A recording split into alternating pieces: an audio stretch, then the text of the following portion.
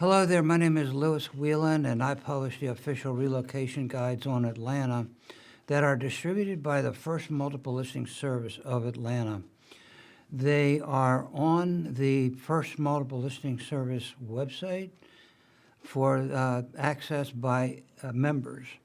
All the roughly about 60,000 real estate agents that have access to the FMLS site.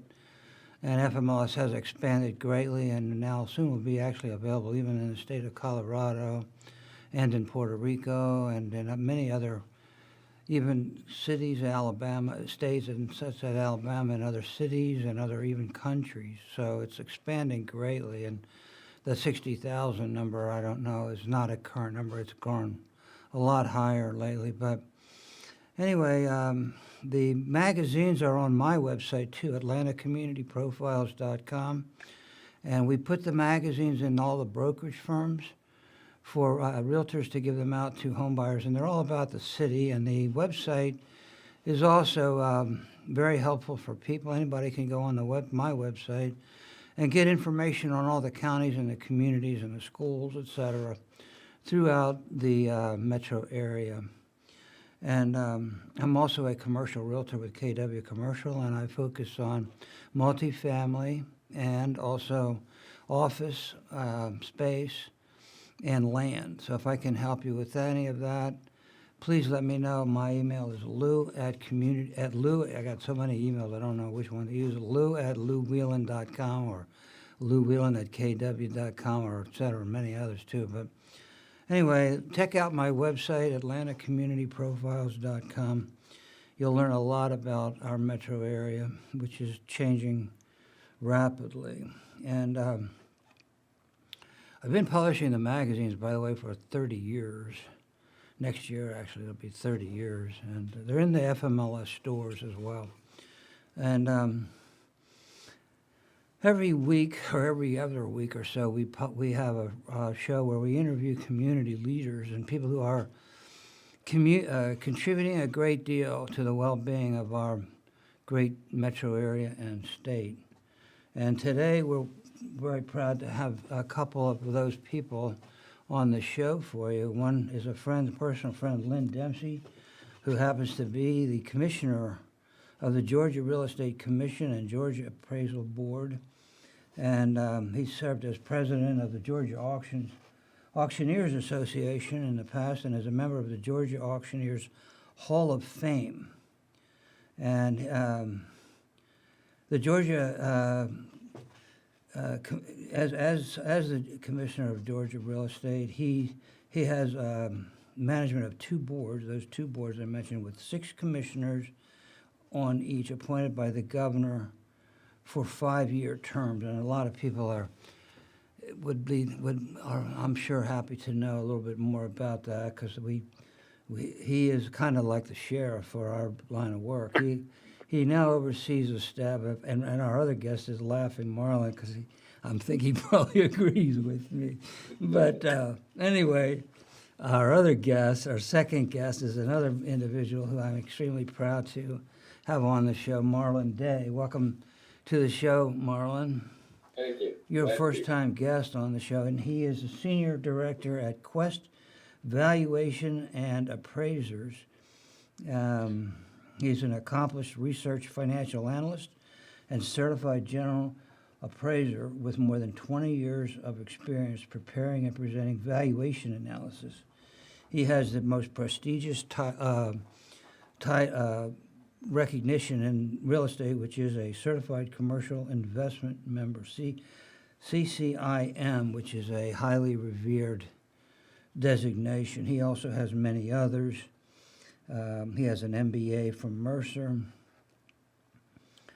He was president of the Appraisal Institute of Atlanta, and many other designations. He was, in 2018, president of the Appraisal Institute. So, and many others, and acclamations and recognitions. So I'm certainly proud to have you on the show, Marlon, and I'm sure our listeners will learn a lot from you. and Lynn, of course. Lynn has been on the show in the past and will continue to be on the show periodically to help realtors learn more about our industry and how to follow the rules, right, Marlon? We know about rules, right, in our line of work. Yeah.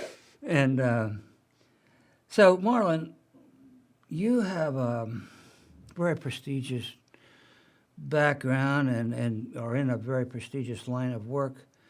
What would you say prepared you most for this line of work and for the recognitions that you've received?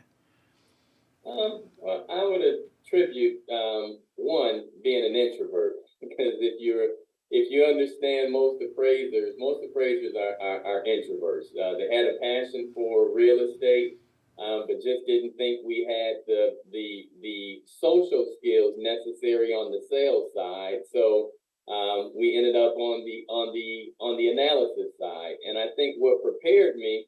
I had 10 years of corporate America finance experience, constantly trying to analyze different accounts. Or I was a finance analyst by trade. So my previous profession was to kind of sort of find the needle in the haystack. You've got an account that's priced and supposed to perform at 15% per month. It's only performing at 3% per month. So that would be my department's responsibility to figure out where's the missing 12%. I always had a passion for real estate. Just always fascinated about real estate, and I was an avid real estate investor in the late 90s and 2000s.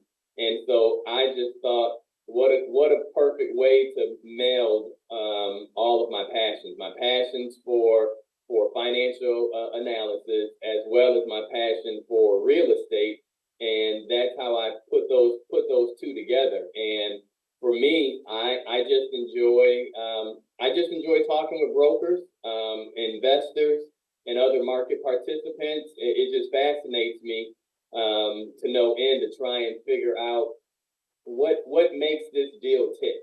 What made someone decide to pay $80 a square foot for this industrial space, or what made someone think that it was a good deal to purchase this Moe's restaurant that has an absolute net lease in place for 20 years. So that just kind of fascinated me, and just wanted to know what made those transactions tick. And so that's what led me to appraising. So I'm in the camp of the people that are always asking why. And I think to be an appraiser, you have to have that curiosity as to why is this. So we're not just looking at just what you tell us.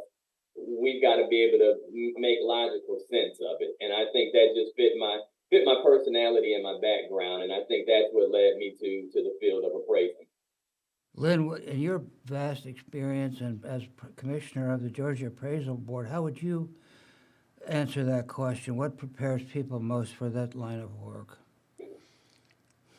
Well, interestingly enough, Lou, and I'm not sure I've told you this, my son is an appraiser. He's a commercial appraiser up in Rome, Georgia. Yeah. And he actually worked with me in the real estate auction business for 15 years before he made the exact same discovery and decision that Marlon made. The auction business had begun moving from a sale under a tent to a sale on a computer. And internet auctions had become sort of the wave, and things were moving toward sales on the computer. And so as he began to delve into that and be the one in our company and family that had that skill and curiosity, he became more and more interested in the appraisal side, just like Marlon is describing. And so it was much for the same reason, except in the move of the auction business to the computer from a live sale live auction, as we called it. That's just almost a thing of the past. Although, very interestingly, auctions now are many times held live and online. So real estate is always evolving, is always changing. And that curiosity grabbed my son, Gaines Dempsey, and he also has a lot of friends that are in the banking business. And of course, nobody has more of a need for appraisers than banks do. When their business depends on accurate descriptions of what a piece of property is, number one, and number two, what that piece of property is worth when a certain use is applied to it. So, yes, I think that it takes a real curiosity, but a real knowledge of how to apply that curiosity that makes an appraiser reach the status that Marlon has. Lou, I was very, very fortunate. The reason I have brought him to your attention, I was very, very fortunate to hear him on a panel to speak to a group. And as he talked about his passion and what he did, I could just see the experience that he had and the effort that he had put into gaining knowledge in that field. So just being around appraisers in this job, I was just so impressed with Marlon, and I'm so glad that you have put him on the show today. Well, I've asked Lynn to be on the show every quarter or so and be on the lookout for people like Marlon to come on the show and help realtors and other people learn more about our industry. And I appreciate that, Lynn, very much. Yes, sir. My pleasure. What we have a lot of different real estate types, classes and so forth, from retail to office condos to high-rise buildings to land, et cetera, et cetera. How does all that figure into your business? How do you go about appraising different real estate types in your line of work? Are people kind of focused on one or more areas, or do people have specialties, or do appraisers do all types of property? How do you do that? Well, we see a lot of appraisers. A lot of appraisers today do have, if you have the luxury from a client perspective, it's always great if you have a specialty, to be a master of your craft in one particular area. So when someone thinks of hotels, they think of you. That's always great. But then if you're not fortunate to be able to have enough clients that you can have a specialty, like our office, we pretty much will appraise anything you call us for. We'll figure it out. That's where we lean on our relationships that we've developed with other brokers and other real estate professionals, because like Mr. Dempsey is aware, as an appraiser, we always have to make sure we maintain a level of competency in with whatever property type we're trying to reconcile an opinion of value for. So if you're not competent in it, you have to do everything possible or feasible to go gain that competency. But I think for like myself, that was what attracted me to the appraisal industry, because from my corporate America background, it was just it just felt pretty constricted, and by nature, I'm a very claustrophobic person. So I like the expansive and just free reign. And that's what attracted me to the appraisal field, was that when I was in corporate America, my role and my responsibility was narrow. It was in this small box. And in order for me to get out of that box, it wasn't if I was ready to get out the box. I had to wait for someone to open the door and wave at me and tell me, hey, you're up. It's your turn to go do this. And looking at the appraisal field, what really excites me about it is all the different property types, the different type of values, from a market value to a diminished value. Then there's what we consider expert witness testimony if you're working with attorneys. So I just like the wide open landscape.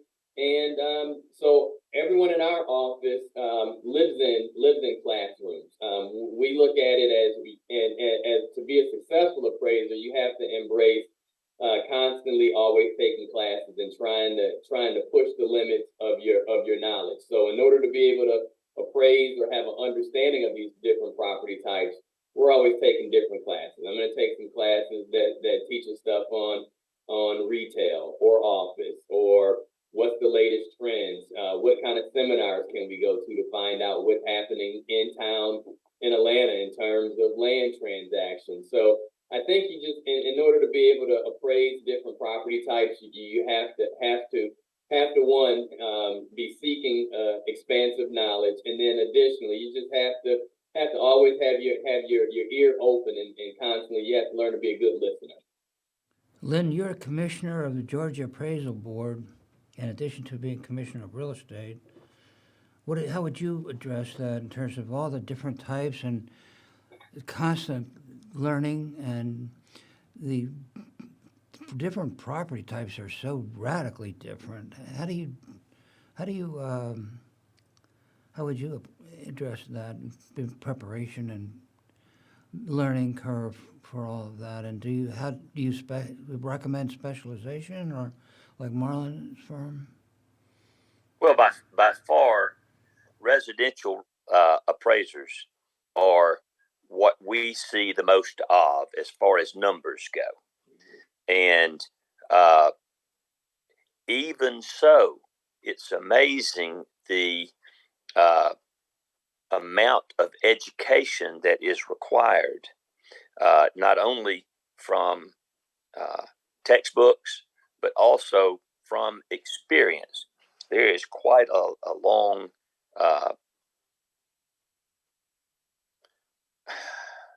experience that's required from someone trying to get their license as an appraiser, and they have to work under the license of another licensed appraiser. And there are some changes that are in play, being contemplated now as far as residential appraisal. But when it comes to appraisals that call for income streams, like Marlon mentioned hotels, when you're talking about apartments, some of the condominiums, the high-rise condominiums in the Atlanta market that you see, it's amazing the amount of knowledge that you have to have understanding income streams and money and depreciation and appreciation. You have to have Marlon was telling me just this morning about the Appraisal Institute and how vital it is that an appraiser stays on top of the market. What's happening, what is projected and supposed to happen. So in order to be effective and to be successful, one has to stay up not only on trends, but one thing that I was interested in, and it might be good to have Marlon talk about, is the kinds of equipment. Like I love drones and what commercial drones. When I was dealing with land myself personally, Lou, we would fly property all the time and get aerial photographs of land to help determine what that property is worth. Now it's incredible when you think about the application of a drone and what a commercial drone can do.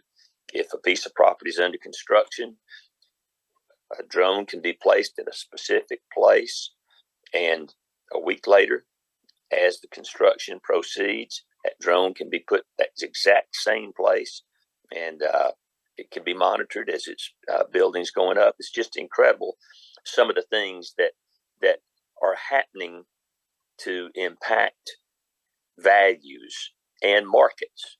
So all of that comes into play, and the more you can become educated and stay with the market trends, the more effective you're going to be as an appraiser. Marlon, Lynn and I have interviewed together a few people who we consider to be role models in our industry, and obviously he considers you to be such an individual in commercial real estate appraisal, or he wouldn't have suggested you come on the show. And so, Marlon, let me ask you this question. What kind of advice would you give to aspiring appraisers as a role model within that industry? And my own knowledge, it's role models are hard to come by in our industry. And when we get one, we want to find out as much as we can from that person. So please tell us what kind of advice you would give to aspiring people in that to be an appraiser, commercial appraiser especially. It is extremely, it's sort of like a medical doctor who's a general doctor rather than a specialist, I guess. So how would you answer that, Marlon? Well, my recommendation to aspiring appraisers or people trying to get into the industry, I would tell them it's important to make certain you develop relationships because there isn't an appraiser out there, no matter how great they are today, can honestly say they got there all on their own. Every appraiser that I know of has had their career touched or influenced by someone or many someones in the industry. So my biggest recommendation is that they join one of the professional organizations such as the Appraisal Institute, especially here in the Atlanta market. The Atlanta chapter of the Appraisal Institute is very active. We routinely have quarterly chapter meetings and different class offerings and seminars. And actually, we also have extracurricular networking activities. Just a couple of months ago, we had a night at the Mercedes-Benz Stadium to watch an Atlanta United match. So I definitely recommend for new entrants into the field to join an organization such as the Appraisal Institute, CCIM, and then start joining committees. Start joining committees and putting in work, so that way you can meet some of the more experienced appraisers in the industry and try and develop relationships with them, because you're going to need a mentor. You're going to need somebody. You're going to need an ally. You're going to need somebody to show you what you don't know, show you what you should know, and as well as help guide you through the industry. So that, I think, is the most critical recommendation, is to find a mentor and get yourself involved in one of the professional organizations like the Appraisal Institute. I think everybody will agree that we're in a shifting market, and imagine coming up with accurate appraisals in a shifting market is doubly difficult, if not even more so than doubly. How do you deal with that element of the equation? You close your eyes and throw your dart. I'm just joking.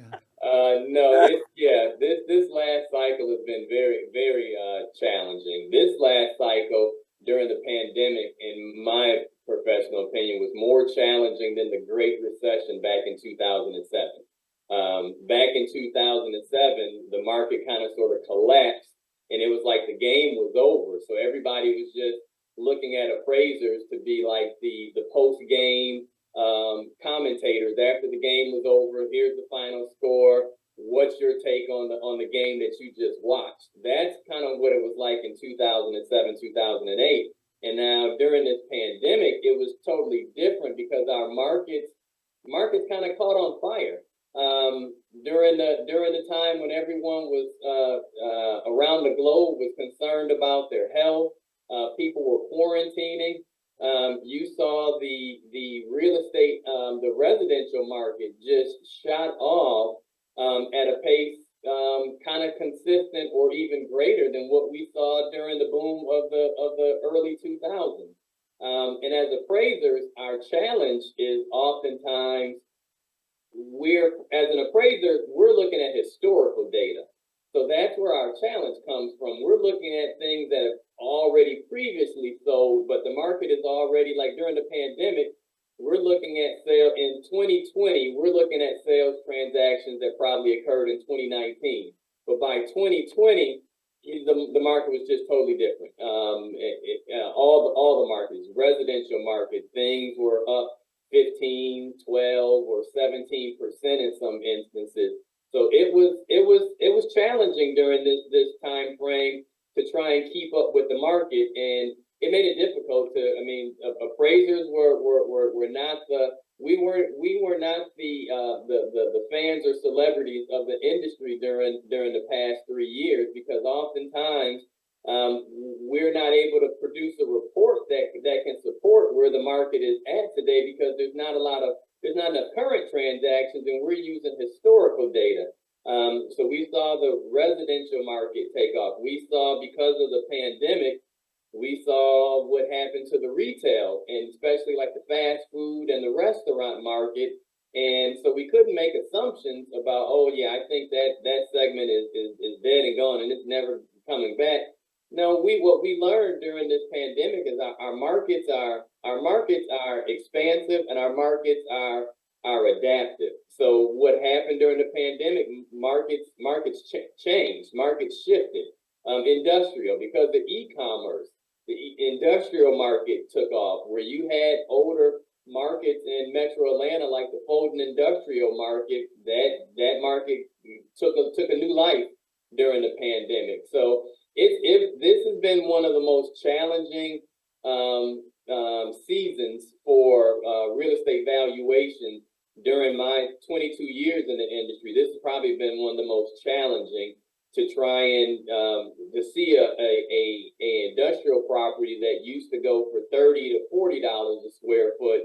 Now it's $80, $85, $90 a square foot, and we're trying to figure out how to reconcile that. So it has definitely been challenging keeping up with the market. The market just took off, and as appraisers, we've been like you missed your bus, and you're just running down the street behind that bus waiting for it to slow down. Hey, you missed me. And that's what it's felt like for the past 3 years. Is we've been chasing the market and trying to do our best to use our skills and techniques to give you credible results that we thought would make sense. What about forecasting and trying to determine what the future looks like? When you appraise a property, do you take into consideration the short-term future value, or how do you assess that element? Because it would be almost impossible without a crystal ball, because who knows? I mean, how do you deal with that future, the trends and the forecast and where we're going, and, how do you take that element in? Yeah, we have to use well-documented assumptions. We use the historical data and look at trends, and we try and trend the market out in particular segments. If it's residential or if it's office, we're looking at historical data, maybe the last 8 quarters, and we're trying to see what kind of patterns can we glean from the past 8 quarters that we can apply to today, and then trying to not necessarily predict the future, but you sometimes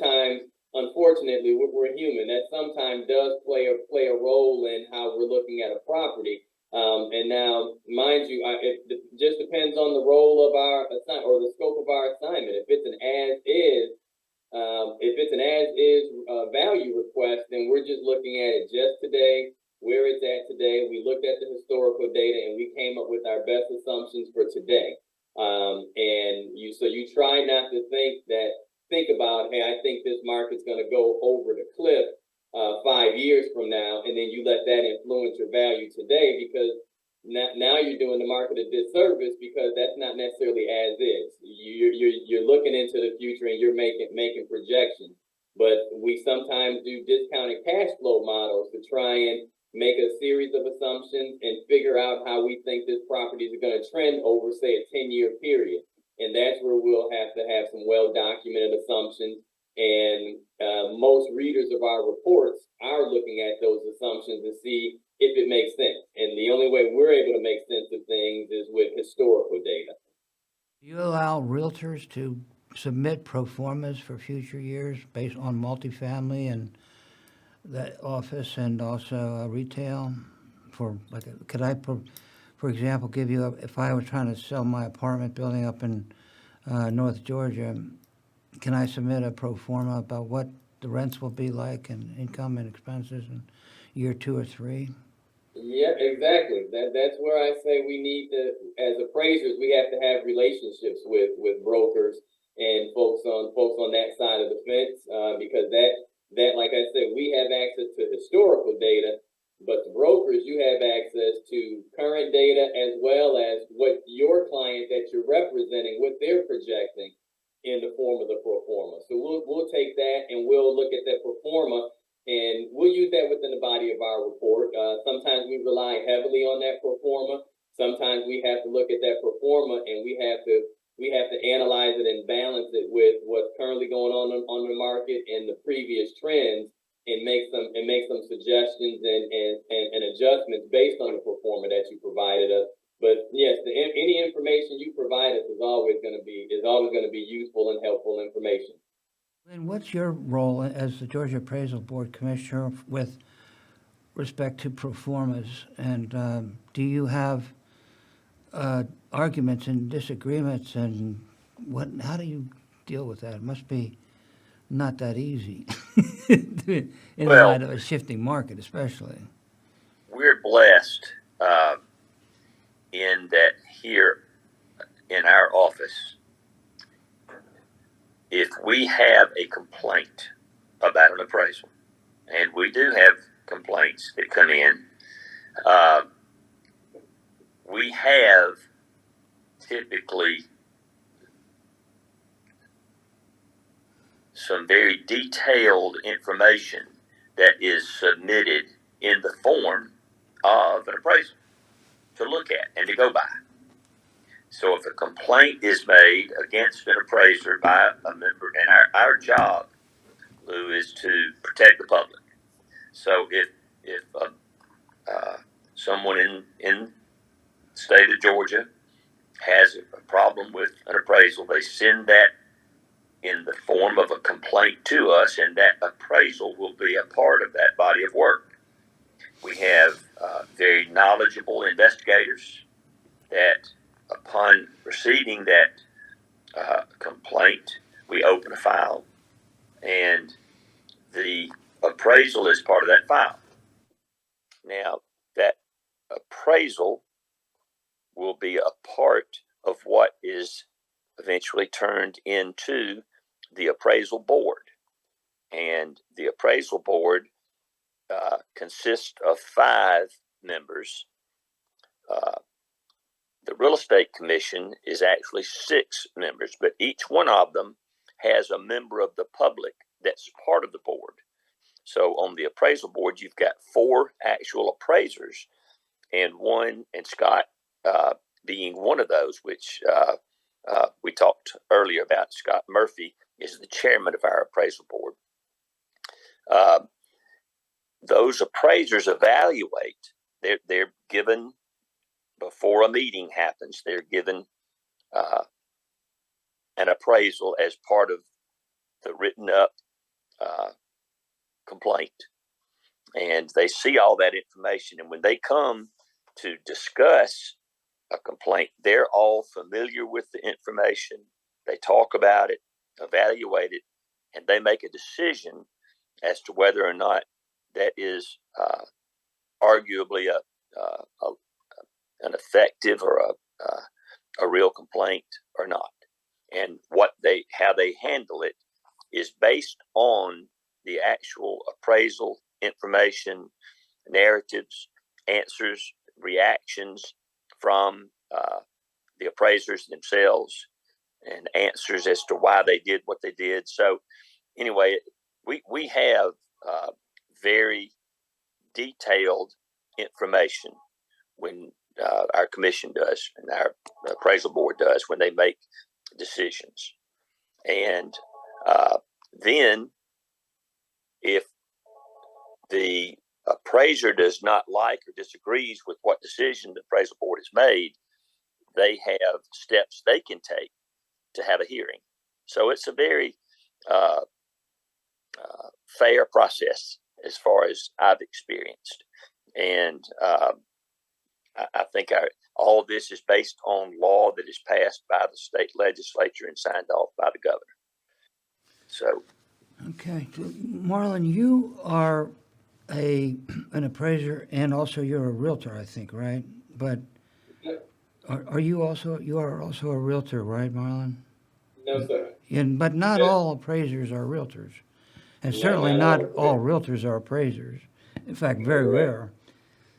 But how does that benefit people who work with an appraiser who's also a realtor? How do people Well- benefit from that?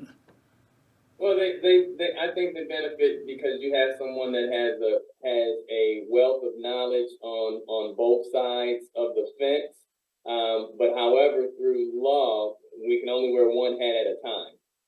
So that appraiser, within a transaction, it can get a little complicated or confusing. But if that appraiser is acting as a realtor, they need to disclose that they're an appraiser, but however, in that transaction, I'm acting as a realtor and a realtor only. But I think in that situation, the property owner benefits because you're getting kind of sort of the best of both worlds. You're getting this person is representing you as a realtor, but they can't shut their brain off from their appraisal knowledge and what they know as an appraiser. So they know values, they know highest and best use. So I think it's beneficial. It's beneficial to the public as long as someone is properly disclosing what their role is in a transaction. And I definitely I agree with everything our board is doing here in the state of Georgia. It's necessary because I think our role as appraisers or just as real estate professionals, licensed real estate professionals as a whole, our job is no different than accountants is to maintain public trust. So we have to do everything in our power to make certain that we do not disregard or we do not damage public trust, because if the public doesn't trust us, then our values don't make any difference and don't make any sense. So I think that's the greatest role that our board has is watching over the industry to make certain that the public still maintains trust in our industry. On the show, it's been an honor to have you both on the show, and I appreciate your service to our community. And Marlon, you are a great role model for people in our industry, and we appreciate your excellence in your profession. And as always, Lynn, thank you for being on the show. We look forward to having you on in the near future again. Keep on the lookout for people like Marlon to bring on the show and help people. Let me add one thing, Lou. I'm so proud that Mason Day, Marlon's son, is a student at Georgia Tech and has done work with his dad and has done work with other real estate professionals. He has quite an interest in the real estate business, and I've come to know him as well. And he's quite a fine young man that is studying and is going to be a leader in the real estate business, I believe, one day soon in the real estate business himself. Thank you. Congratulations. Also a good father, Marlon. That's right. We're trying. We're trying. Thank you for watching, everybody. And again, we'll be sending this telecast out to the realtors. It's on my website, and we'll be promoting it in many other social media platforms. So again, it's on AtlantaCommunityProfiles.com. It's also on my Facebook page, Lewis Whelan. Thank you very much for watching, and have a nice day. Thank you. Thank you, sir.